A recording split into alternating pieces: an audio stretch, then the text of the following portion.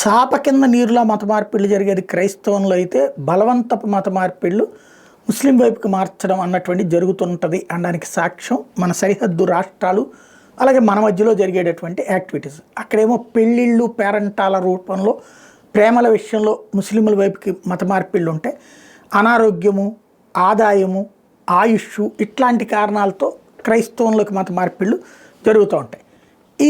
ఇందులో ముస్లిం మత మార్పిళ్లలో ఎలాంటి స్టేజ్లో నడుస్తుందనడానికి సాక్ష్యం చైనా వాడు కూడా ఇప్పుడు విక్టిమ్ అయ్యాడు.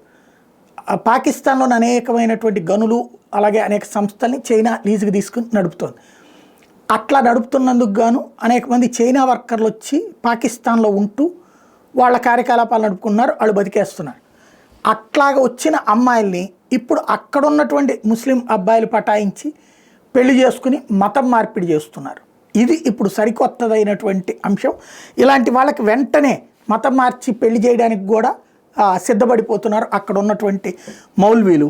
ఇది చైనాకి కొత్త సమస్య అవుతోంది.